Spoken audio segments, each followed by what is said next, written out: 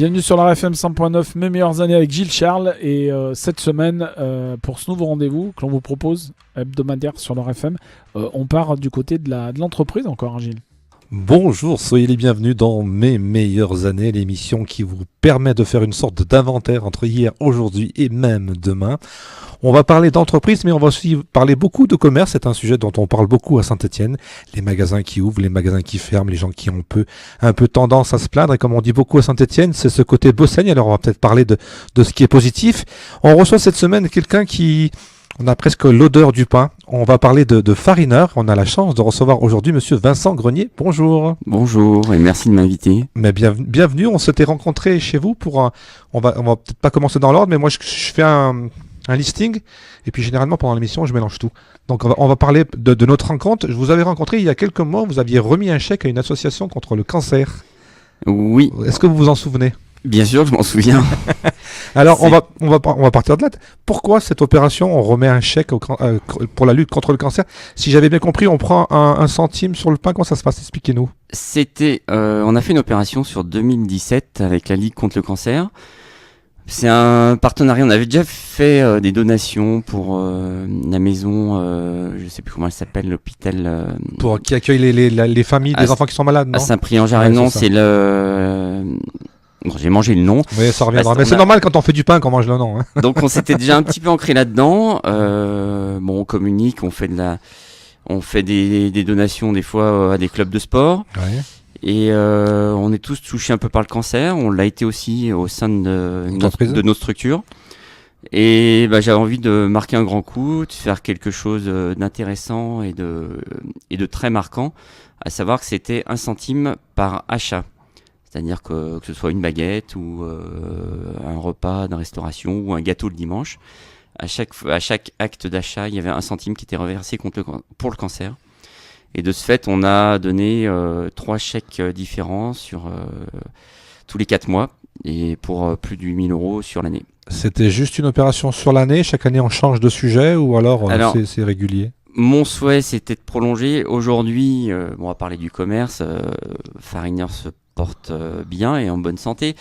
Mais on a un gros challenge de réorganisation, de réaménagement et des gros investissements cette année. Donc on a fait l'impasse. On reproduira ça peut-être avec la Ligue contre le cancer ou d'autres causes. Et surtout, en plus de tout ce réaménagement, on arrive sur 2019 avec les 20 ans de Farineur. Donc je cogite à quelque chose de sympa, que ce soit pour les clients ou peut-être une démarche, voilà.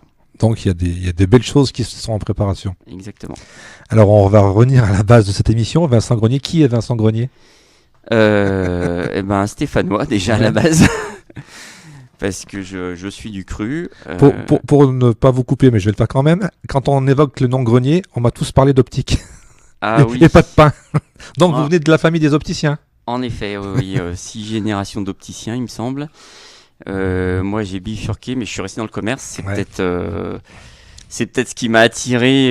Vous savez, ça laisse toujours des traces. Hein, mais vous aviez fait familiale. Des études dans le pain ou alors dans l'optique ? Comment ça s'est passé ? Pas du tout. Moi, j'ai fait plutôt des études commerciales. Quand je dis plutôt, je suis un peu pas électron libre, mais j'ai fait beaucoup de choses en candidat libre, y compris le bac. Après, j'ai écourté mes études après un peu d'IUT, d'école de commerce. Pour après faire un peu de commercial, diverses expériences en tenant une agence de location de moto dans le Midi, de l'hôtellerie. Et puis en développant mes expériences, je sentais que j'étais quand même attiré par le commerce et la proximité avec le consommateur. La clientèle. La clientèle, d'où l'ancrage peut-être du commerce dans la famille, l'optique. Bon, j'avais déjà un frère qui prenait la suite. Et du coup, j'avais pas fait des études d'optique non plus. Parce que c'est très très long ça. Ouais, c'est un BTS d'optique qui est assez pointu. Si je dis pas de bêtises, j'ai un cousin qui a fait que ça. Il est allé dans le Jura faire les études. Oui, il y a le Jura, il y avait Paris. Enfin, ça s'est beaucoup développé. Il y a beaucoup plus d'opticiens qu'avant d'ailleurs. Et voilà, de fil en aiguille, en définitive. Donc la restauration, l'hôtellerie, ça me plaisait. Et j'ai un de mes frères qui était parti dans une toute autre branche, qui avait pas mal d'expérience, et qui était parti dans la restauration rapide. Et je l'ai rejoint pour France Quick. On a fait l'ouverture d'un restaurant à Lyon. Et après, lui, il est devenu franchisé, donc le Quick du Rond-Point, que j'ai ouvert avec lui. Donc c'est souvent critiqué la restauration rapide, mais en définitive, c'est quelque chose de très cadré et très formateur. Donc j'ai poursuivi 2 ans avec lui, et après, j'avais envie de monter un projet. Le pain, une certaine sensibilité. J'aime bien manger, j'aime bien les bonnes choses.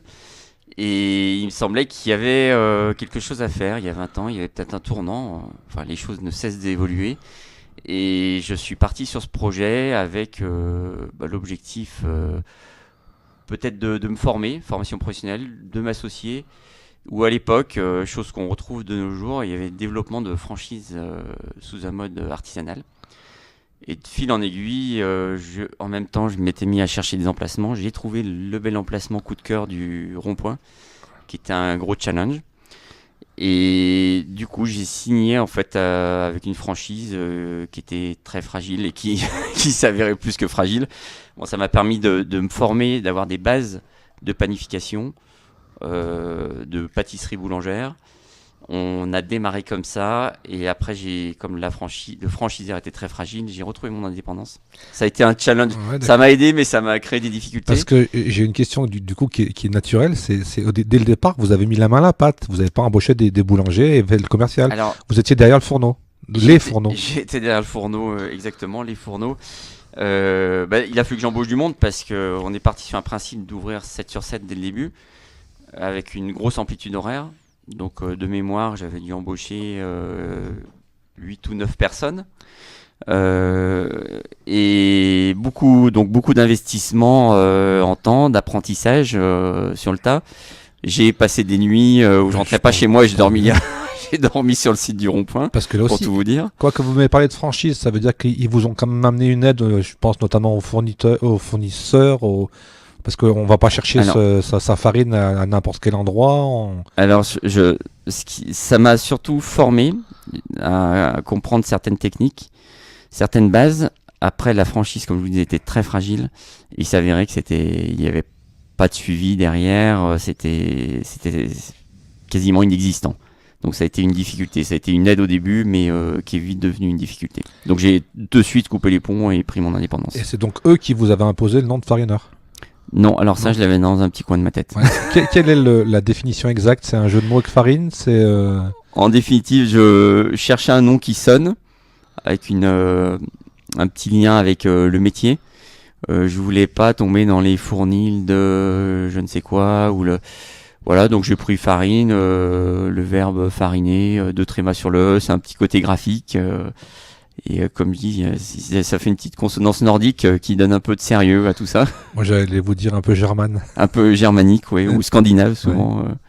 Et est-ce que aussi dans votre challenge du départ, est-ce que finalement ce lieu qui est extraordinaire, est-ce que c'est quelque chose aussi qui a donné un boost à ce projet? Parce que souvent, je ne sais pas si je vais dire une bêtise, mais comme j'en dis beaucoup et j'aime en dire, on va chez vous souvent aussi pas pour acheter du pain, on va aussi pour le lieu. Oui, alors à titre personnel, oui, c'est un lieu auquel je suis très attaché, et même avant qu'il y ait cette création, c'est un immeuble qui était à l'abandon depuis 10 ans et que je connaissais, que j'avais ciblé. Et donc en même temps que je me suis lancé dans ce projet, il y a une promotion immobilière qui s'est créée là-dessus, qui s'était transformée il y a beaucoup de médecins, de professions médicales. Et je suis venu me greffer là-dessus, à savoir vraiment greffer dans le sens où là où on est, c'est au premier étage en fait du bâtiment. Ouais. Donc il a fallu créer un parking en pente douce, enfin modifier en profondeur le projet. C'était un gros challenge, mais c'est vrai que le site en valait la peine. Et je pense que c'est une belle visibilité sur le rond-point. Quand on s'implante, il faut une certaine surface pour pouvoir mettre ses machines et tout ça. Est-ce que vous avez un peu déplacé les murs? Comment ça s'est passé aussi pour mettre les machines, pour être bien en place, quoi? On a parlé du parking, mais aussi tout ce qui est je sais pas, les terminales de cuisson, tout ce qu'il faut pour faire un bon endroit. Alors, c'est vrai que c'est un bâtiment qui a une grande salle, là où on avait mis notre table d'hôte de 8 mètres de long. Mais derrière, il y a beaucoup de poteaux, donc il faut s'adapter. Faut faire avec. Et des poteaux porteurs, non? Et des poteaux porteurs, oui, ça vaut mieux. Et de ce fait, oui, on produit tout sur place. Donc, quand vous faites une boulangerie, avec tout le matériel sur place. Enfin, on produisait tout sur place parce qu'aujourd'hui, on a modifié un peu notre procédé, bien que nous fabriquons. Et en définitive, il faut facilement 250 mètres carrés pour être confortable, surtout si on veut faire un petit peu de restauration sur place. Le fait d'avoir, on s'en rend bien compte aujourd'hui, et je sais pas, comment dire, les gens, j'ai un peu l'impression aujourd'hui que quand ils vont chercher du pain, s'ils pouvaient rentrer la voiture carrément à la caisse, ils le feraient. Donc le fait d'avoir un parking, c'est vraiment un avantage? C'est sans aucun doute, c'est un avantage, Ouais, vu le nombre. Enfin, les gens circulent de plus en plus en voiture, même si aujourd'hui on parle de d'autres types de transports, de redévelopper les transports collectifs, les transports en commun, pardon.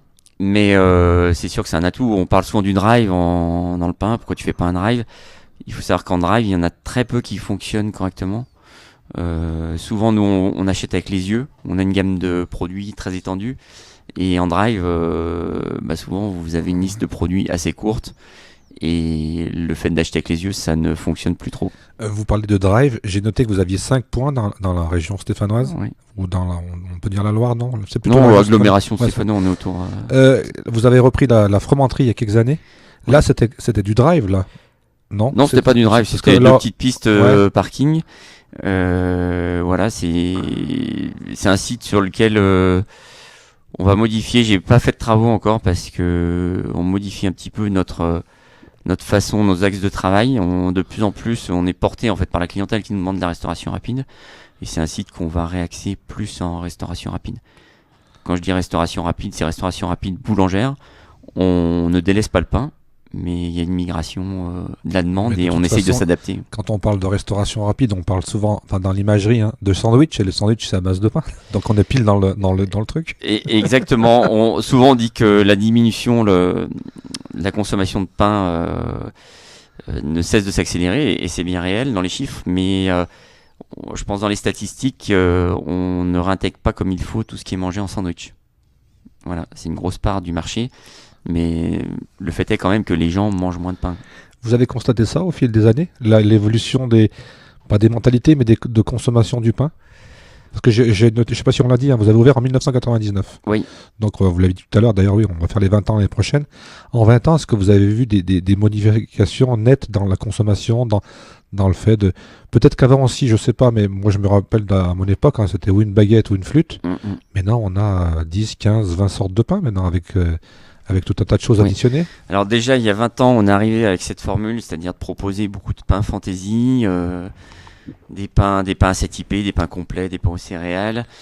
Et en même temps, par contre, dans la transformation, on va dire qu'il y a des modes, même dans la consommation, de mon point de vue. Alors nous, on est arrivé avec une politique un peu de bouleversement, dans le sens où on vendait que du pain au pois. Ah oui, je me souviens, oui. Donc ça nous a créé une image, le pain au pois, c'est plus cher peut-être. Il y a une image plus chère, surtout qu'on fait quand même des pains plus denses que la baguette classique, des pains au levain.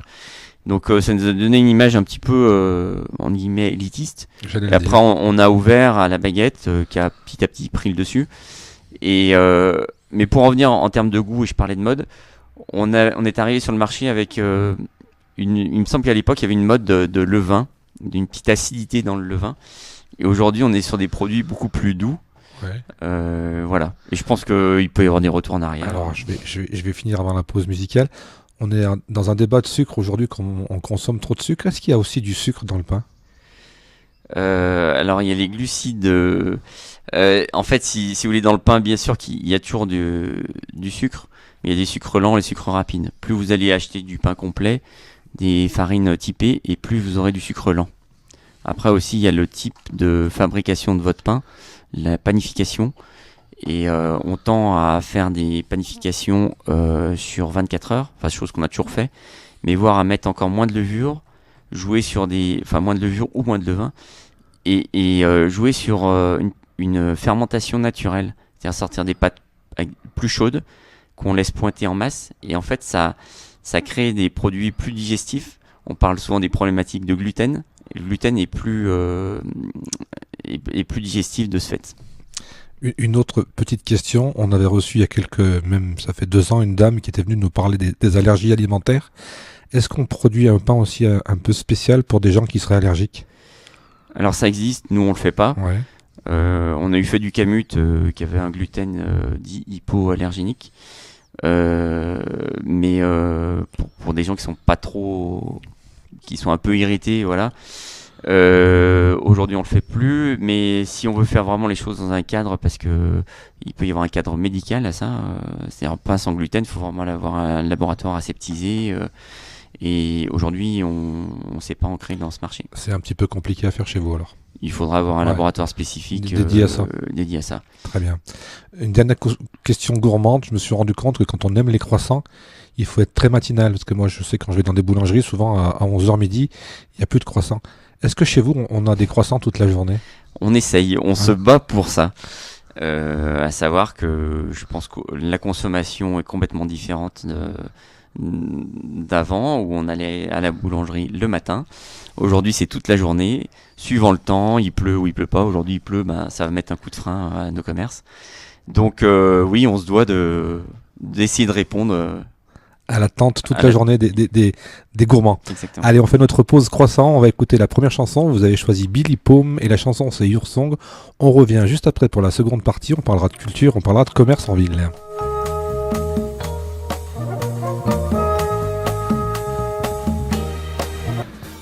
À l'instant, c'était Billy Paume avec la chanson Your Song. Alors moi, j'ai envie de vous poser une question, Monsieur Grenier.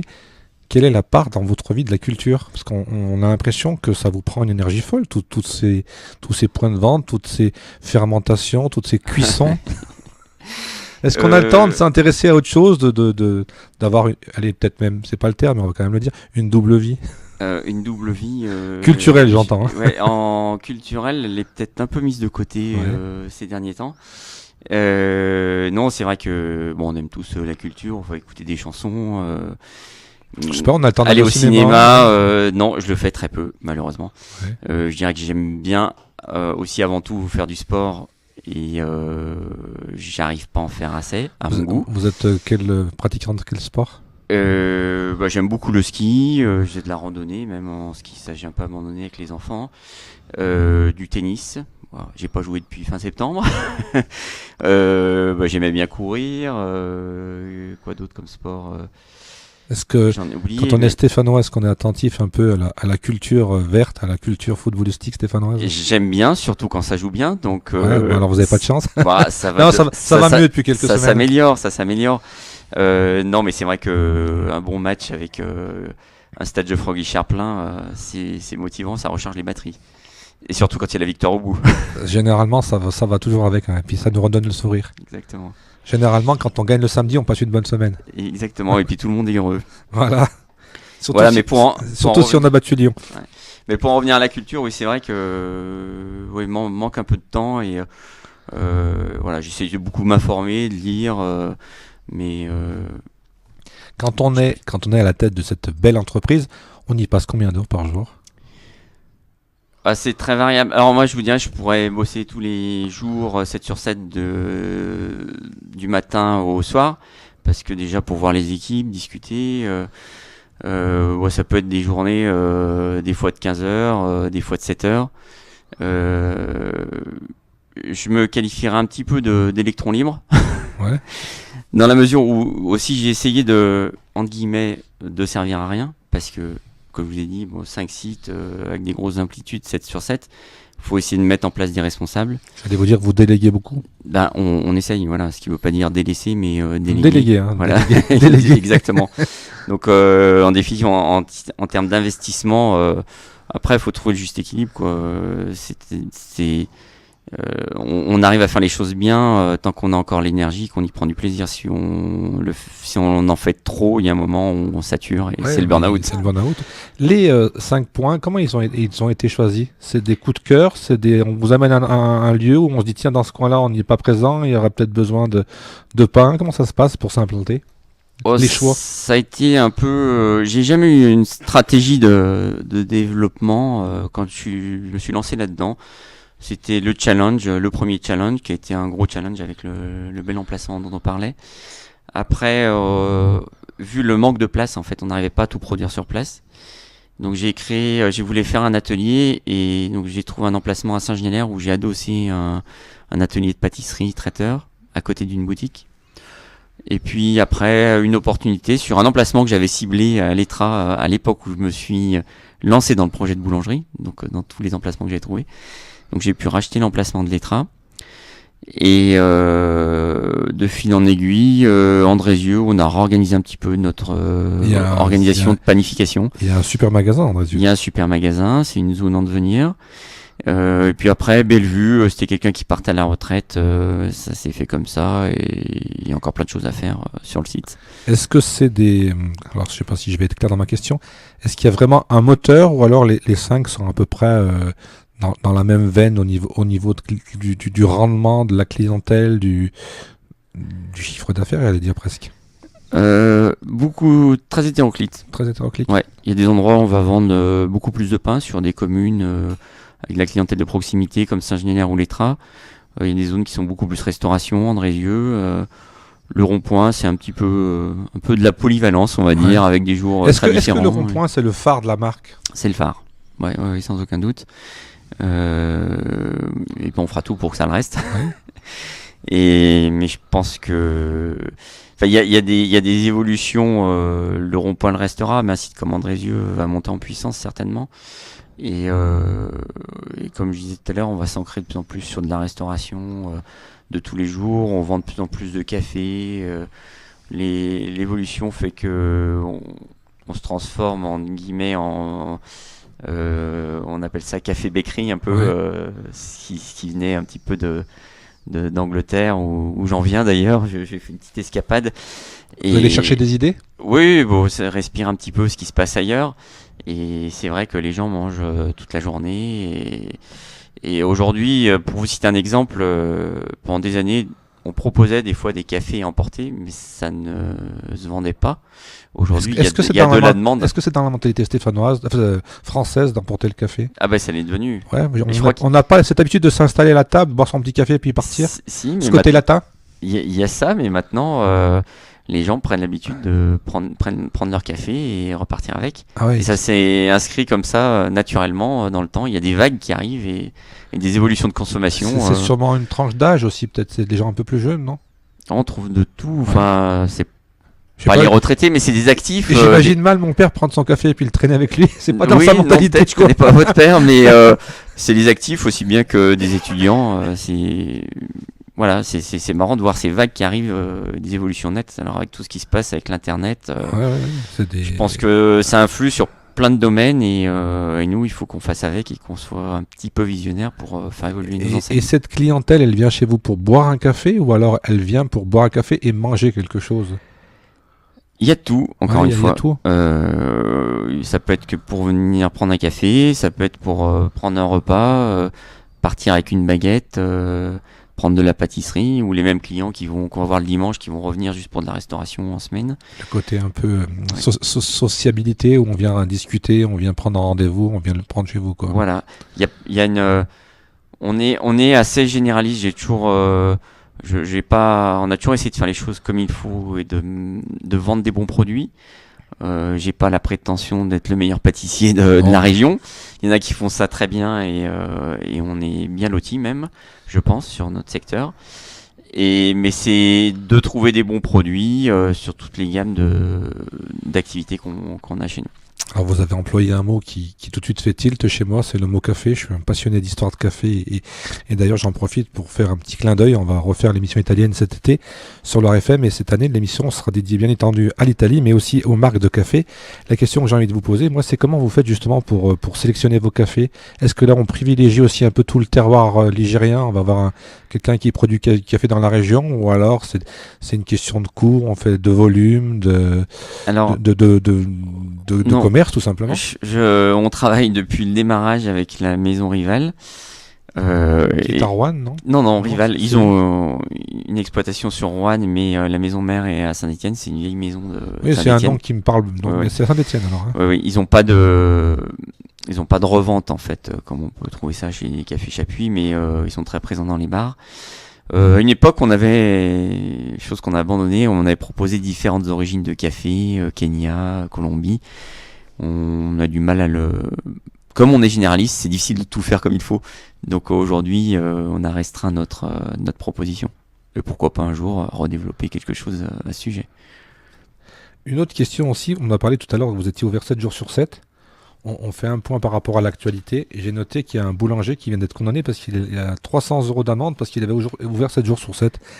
Alors l'autre jour, on avait aussi un politique, on parlait de normes. Est-ce que là aussi, c'est des choses bien cadrées? On ne peut pas faire n'importe quoi, on ne peut pas décider de faire un peu à sa sauce, mais il faut respecter les règles, quoi. Oui, il faut respecter les règles et c'est normal qu'il y en ait. Alors moi, je les ai un peu transgressées. Dites-le pas, on va le savoir après. Dans le sens où je pense que la migration du métier de boulanger vers la restauration, et je me suis un peu ancré là-dedans, même si je sortais de la restauration rapide et je me suis installé en face d'une exploitation de mon frère, donc j'ai pas axé sur un développement restauration rapide au début. Et puis c'était pas ma motivation principale, mais clairement, si on veut que notre métier, notre secteur d'activité rentabilise certains bons emplacements, il faut être ouvert 7 sur 7. Pourquoi la restauration rapide peut être ouvert 7 sur 7, pourquoi pas la boulangerie? Pourquoi des bouchers peuvent être ouverts 7 sur 7, pourquoi des traiteurs? Et pourquoi pas la restauration, et pourquoi pas la boulangerie? C'est mal français, ça. C'est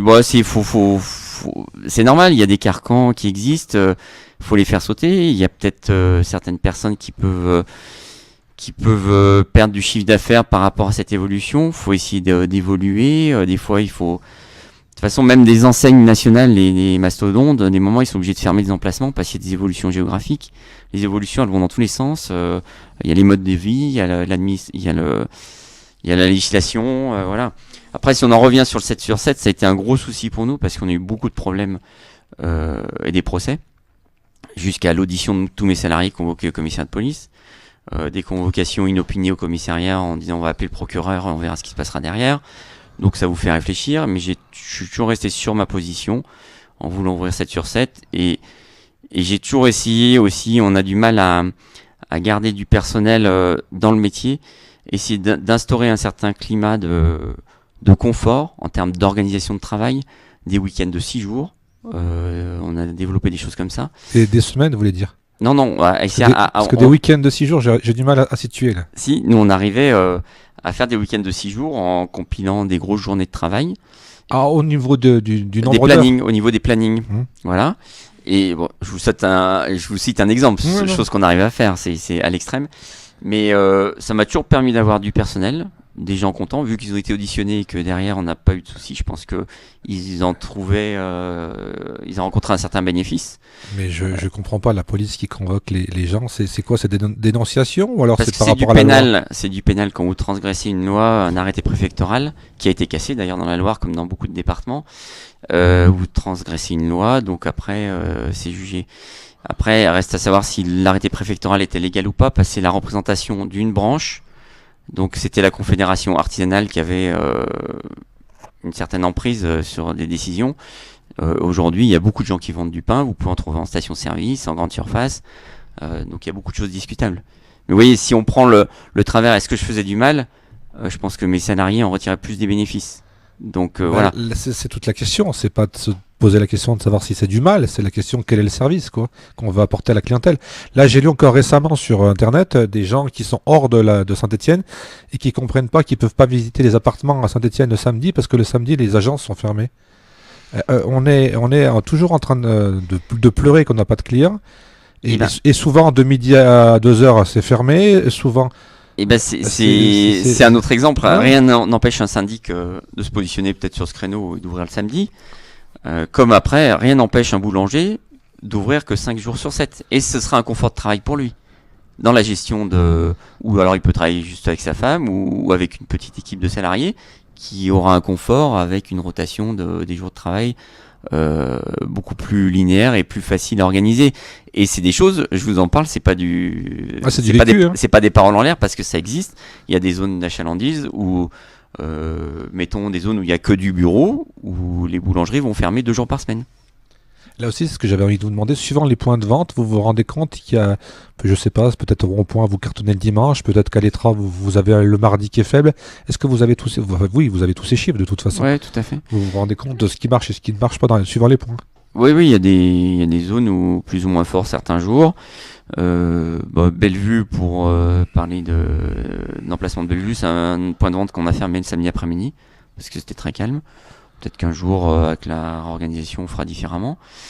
Mais oui, il y a de la diversité, comme je vous disais. Et là aussi, est-ce qu'on s'adapte en fonction là aussi, vous avez les chiffres. Hein. Vous savez si vous vendez plus de pain au fromage, si vous vendez plus de pizza, si vous vendez plus de croissants.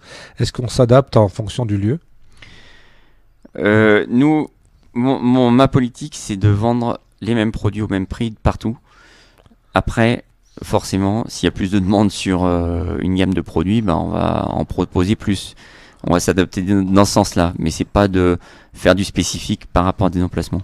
Ce qui pourrait être une autre politique, mais c'est pas aujourd'hui le souhait. Et dernière question, est-ce qu'il y a des produits qui se vendent pas du tout dans certains lieux et qui s'y vendent dans d'autres lieux ? Il y a des tendances. Non, j'ai pas. Non, il n'y a pas. Non, y a pas de vague, produit. Il y a pas de produit à blacklister. Quand c'est blacklisté, vous les arrêtez de toute façon. Bah voilà, c'est plutôt ça. C'est la loi du marché là aussi. Exactement. On parle beaucoup à Saint-Étienne et puis ailleurs. Quand on voyage un peu, on se rend compte que la problématique elle est un peu partout. Comment vous voyez un peu ce débat sur le commerce de ville et puis ce commerce de périphérie où on voit de plus en plus d'implantations de commerce et on est je ne sais pas si on peut le dire, mais on a l'impression qu'on est en train d'affronter le commerce de centre-ville contre le commerce de périphérie. Comment vous qui êtes les deux pieds et les deux mains même dans le métier, comment vous voyez ça, vous ? Alors moi, je suis un peu dans la proximité sur des axes de passage. C'est-à-dire que sur des villages comme Saint-Genélaire ou l'Étrat, on est proche du centre-ville, mais il y a toujours du passage. Bellevue, Rond-Point, on est quand même assez centre-ville, mais toujours du passage. Et Andrézieux, c'est plus vraiment de la périphérie, zone commerciale. À titre personnel et sensibilité, je trouve que il y a quelque chose de dommage et dommageable, dans le sens où il y a un éclatement en fait des centres-villes. La richesse part à l'extérieur, et je crois qu'il n'y a pas que Saint-Étienne qui vit ça. Moi, j'ai souvent étudié des emplacements de centre-ville, mais ça m'a souvent fait peur. C'est ce que j'allais vous demander. Vous avez jamais songé à avoir un point à l'hôtel de ville ou Si, j'y ai songé. Peut-être qu'un jour j'y viendrai. Mais c'est vrai que ces dernières années, c'était plutôt défavorable de mon point de vue. Même j'ai eu des opportunités en termes d'emplacement qui m'auraient pas coûté cher du tout. Mais c'est de le faire fonctionner. Et puis où va la ville et où s'arrête l'hémorragie. De mon point de vue, il me semble qu'elle s'est arrêtée. Mais je suis pas spécialiste en la matière. Non, après c'est des histoires de chiffres et tout le monde dit ce qu'il veut avec les chiffres. Donc Après, reste à savoir ce qui va se passer avec le développement des zones commerciales en périphérie. J'aurais eu des opportunités d'aller aussi sur le Géant Casino là. J'allais y venir aussi. On a vu un boulanger qui arrive de Lyon. Est-ce que ça vous fait grimacer ou alors J'aurais pu être à sa place, donc j'y suis pas allé. Y aller. Vous aviez l'opportunité, vous n'êtes pas allé? Non. Qu'est-ce qui justement dans le raisonnement, qu'est-ce qui vous fait dire finalement j'y vais pas? Déjà c'est par rapport à ma politique d'entreprise qu'aujourd'hui je préfère consolider, réinvestir dans mes outils pour après refaire du développement si j'en ai les moyens, l'énergie et si j'ai une vision claire de ce que je veux faire. Je dis pas que j'ai pas une vision claire aujourd'hui, justement, c'est de consolider. Aujourd'hui, Géant Casino, ils ont créé plein de galeries, plein d'emplacements commerciaux qui cherchent encore à remplir. Oui, parce que j'ai noté qu'il y en a 5 ou 6 qui sont vides. Voilà. En face, il y a une grosse zone commerciale qui se crée, qui sera peut-être très jolie, très sympa, mais c'est des gros loyers. Donc faut amortir, faut faire des gros chiffres d'affaires pour trouver une rentabilité. Donc autant d'efforts pour laisser une bonne part de notre effort dans des gros loyers. J'ai pas envie de m'installer là-dedans aujourd'hui. Est-ce que le fait d'être aussi pas sur tous les points, les gros points de Saint-Étienne, mais être un peu dans quelques points, mais un peu à l'extérieur comme ça donne pas aussi envie d'aller vous voir? Parce que si on vous trouve de partout, après on n'y fait même plus attention, quoi. Ouais, alors ça c'est assez drôle ce que vous dites parce que. Non mais je reviens à ce que je dis tout à l'heure. On va souvent au rond-point pour le plaisir d'y aller. Oui. Oui, pas pour aller acheter une baguette, mais pour le plaisir aussi d'y aller. J'ai toujours, comme j'ai dit, on est généraliste. J'ai toujours voulu ancrer Farineur dans un lieu, quelque chose de convivial. Et en fait, on trouve des gens, je vais croiser des moments au rond-point le matin, à midi peut-être à Saint-Genélaire, et Andrézieux le soir. C'est du vécu, ce que je vous dis. il y a vraiment des Mais là, gens c'est habitués. ils ont des cartes de fidélité, là. Même pas. Alors ça, c'est quelque chose sur lequel on s'est jamais ancré. On n'a jamais fait de carte de fidélité. On n'est pas une enseigne on ne s'est pas ancré dans des offres commerciales du style 3 baguettes achetées et la 4e offerte. Voilà, c'est une politique d'entreprise aujourd'hui. Allez, on fait notre seconde pause musicale. Vous avez choisi d'écouter Lou Reed avec la chanson Walking on the Wild Side. Je parle de mieux en mieux l'anglais. On revient juste après la chanson pour la dernière partie de Mes meilleures années.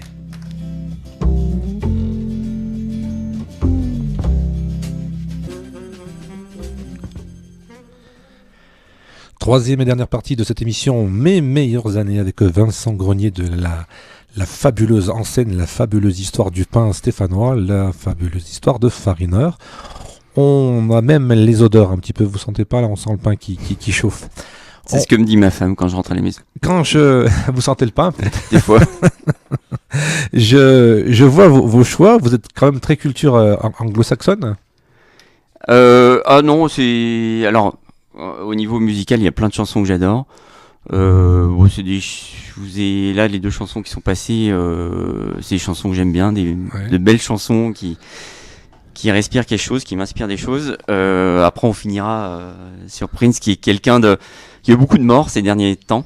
Je vais vous dire 3 chanteurs qui sont décédés. Plus on vieillit et plus on laisse des gens sur la route. Ça c'est sûr. Le problème.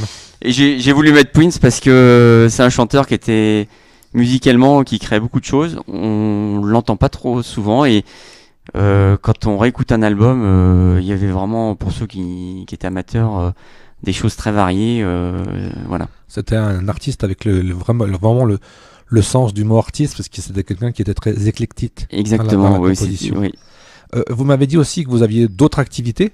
Vous êtes président, vice-président. Est-ce qu'on peut en parler un petit peu de tout ça ? Oui, oui. En fait, vous me parliez de culture. C'est vrai que la culture, c'est plein de choses. C'est de la diversité et pour sortir de la tête de l'eau. Et puis j'aime bien discuter avec des gens du secteur de notre secteur d'activité ou de l'agroalimentaire en général.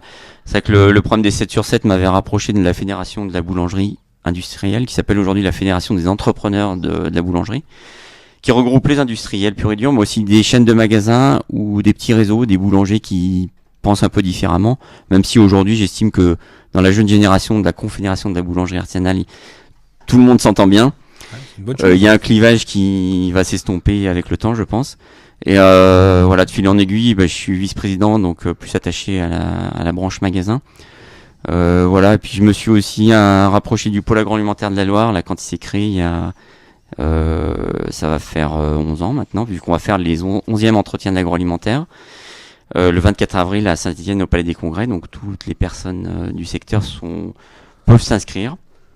C'est quoi? C'est des débats? Il va y avoir des visites d'entreprise, des débats, des petits ateliers, des intervenants. Donc on espère réunir 500 personnes, il y a des partenaires. Voilà, on avait fait les 10e entretiens il y a 2 ans à Roanne. Donc ça navigue entre Feurs, Roanne, Saint-Étienne. Donc cette année, c'est vraiment une grosse opération. Il faut savoir que le pôle agroalimentaire de la Loire, il y a 200 entreprises, 200 adhérents. Donc c'est une des plus grosses associations d'Auvergne-Rhône-Alpes. Et c'est nigérien.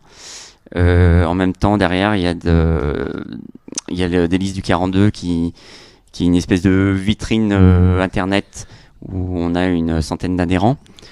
Après, c'est créer du lien entre ces différentes entreprises, des aides, de la promotion du métier, des métiers. Et voilà, donc sur un site 24 avril, on peut aller voir sur le site des entretiens de l'agroalimentaire et les 11e entretiens de l'agro. Et j'invite les gens du secteur à s'inscrire. Très bien. Dans votre secteur, le gros concurrent finalement, c'est la grande distribution? Alors j'ai jamais. Enfin moi, à titre personnel, j'ai jamais trop réfléchi en termes de concurrence, mais plutôt en termes de ce que je voulais faire et ce que je ressentais ou ce qui pouvait satisfaire le client. J'ai envie de vous dire, c'est pas un peu la qualité qui paye finalement? Si on fait quelque chose de bien, les clients viennent? C'est ce que je pense, oui. Ouais. Si le client en a pour son argent, s'il se sent bien quand il est accueilli chez nous, s'il repart avec un bon produit, il va revenir. Est-ce que vous êtes aussi dans cette logique de penser qu'aujourd'hui, le consommateur, il est peut-être prêt à payer un peu plus, mais savoir qu'il a un produit de qualité, un produit où on fait travailler les gens de l'entourage, pas de l'entourage, mais des environs, de ce côté bio, ce côté on mange sain, quoi. Ouais. Alors, il y a une grosse mode sur les circuits courts. Je trouve ça très bien, mais il faut pas qu'on tombe dans l'excès parce que... Là aussi, c'est peut-être un juste milieu. Oui, c'est un juste milieu, un juste équilibre, mais je pense que l'impact peut être intéressant. D'ailleurs, à une époque, je m'étais ancré, j'ai voulu essayer de faire mon blé. Je m'étais vraiment ancré, je voulais faire un blé 0 km. Bon, ça n'a pas pu fonctionner. Puis il poussait pas en point. Non, mais c'était autre chose, un autre projet. Donc il y a une oui, pour revenir à votre question, les circuits courts. Je parlais de ce côté, le client aujourd'hui, oui. il a envie de payer peut-être un petit peu plus. On le voit avec la marque notamment, c'est qui le patron, en payer un peu plus et être sûr d'avoir des gens qui travaillent pas loin, d'avoir de la qualité, d'avoir, je sais pas, peut-être de l'humain avant tout. Ouais. Alors je sais pas si c'est l'envie de payer plus, c'est peut-être prendre le problème à l'envers. Légèrement plus. De se faire plaisir et de faire peut-être plaisir en allant dans des enseignes qui correspondent à leur désir, à leur sensibilité, une idéologie, à une éthique, à plein de choses en fait. Voilà. J'ai dit ethnie. Je pense qu'il y a une grosse diversité dans la consommation, il y a une grosse diversité dans l'offre. Voilà, on parlait, je parlais de Londres, on le voit aussi un peu à Paris. Je croise un peu tout ce qu'on a dit avant, mais l'ouverture 7/7, la boulangerie, pour qu'on aurait le droit. Quand vous trouvez des boutiques qui vendent des vêtements et en même temps ça fait salon de thé, il y a la tendance. Il y a l'artiste qui crée à côté. On le voit de plus en plus, ça, ouais. On le voit, donc voilà, ça devient très hétéroclite, quoi. Il y a plus de clivage, de moins en moins. Mais c'est finalement c'est tout l'intérêt, c'est de brasser les choses finalement, de s'ouvrir à d'autres horizons, parce qu'on peut faire plein de choses dans un même lieu. C'est un peu comme Internet. On clique sur un bouton, on a tout devant l'écran. Là, dans un magasin ou dans un, je sais pas si on peut dire ça, on appelle ça des stores un peu, je sais pas comment on dit, d'avoir un petit café, un conseil, un artiste, un produit. Finalement c'est ça, moi je pense, l'avenir. Ça devient des lieux de vie qui respirent et qui transpirent quelque chose de sympathique. Donc, on a dit, vous avez une enseigne qui est quand même très stéphanoise. Ouais. Est-ce que jamais vous vous êtes dit, je vais aller faire un petit farineur à Montbrison, un autre à Roanne, peut-être aller titiller un peu la concurrence à Lyon? Comme j'aurais pu le faire. Ouais. C'est compliqué de gérer des boutiques à 10 km. Donc, faut vraiment avoir une structure pour faire ça. Il faut avoir les reins solides, ça peut sourire comme ça peut être... les croissances peuvent être des échecs et ça peut coûter très cher. On est souvent venu me voir parce que je pense qu'on a un savoir-faire pour être franchisé de farineur. Ce qui voudrait dire qu'il aurait fallu qu'on se transforme en franchiseur. Mais pour moi, c'est un vrai métier. C'est-à-dire qu'il y a le métier qu'on fait aujourd'hui, mais franchiseur, c'est carrément un autre savoir-faire. Et c'est d'autres difficultés. C'est-à-dire que faut apporter un service, faut être bon pour le franchisé. Et entre guillemets, le franchisé, il risque beaucoup d'argent, c'est un risque d'entrepreneur. La personne qui est en échec, ou qui n'est pas à la hauteur de ce qu'on attend, faut arriver à le booster et à le motiver. Et l'autre qui est très bon, il va nous en demander toujours plus et il va trouver le franchiseur pas bon. Donc ça me paraît être un gros challenge. Il y en a, on en trouve dans notre secteur de plus en plus. Ça, il y a eu un gros développement ces derniers temps. Voilà. Moi, j'ai pas voulu aller là-dedans. En fait, vous voulez contrôler tout de A à Z, pas avoir de mauvaises surprises. Ouais, c'est peut-être une certaine tranquillité. Ouais. Je sais pas si le mot est juste, mais pour moi, c'est déjà beaucoup de boulot et ça me va bien. Le développement qu'on a eu, ça me va bien comme ça. Je voudrais juste, on arrive presque au terme de l'émission, qu'on refasse un peu l'historique de votre lieu au Rond-Point. Il est sur votre site internet, mais j'ai vu que ça a été une brasserie, ça a été un dancing, ça a été une maternité. Oui, alors c'est un bâtiment qui a été créé à l'époque où le cours Foriel était un lieu de villégiature, un lieu de balade des Stéphanois, c'était la Belle Avenue. Il a été créé en 1890 par un architecte austro-hongrois. C'est quelqu'un qui travaillait dans les chemins de fer et qui avait bossé sur Vienne, je crois. Donc il a amené la création de cette brasserie À savoir que adossé à ce bâtiment qui était la brasserie-restaurant, il y avait la plus grosse brasserie stéphanoise où il y a les caves d'ailleurs, juste à côté des archives municipales. Il y avait des énormes caves et c'était la brasserie Moser.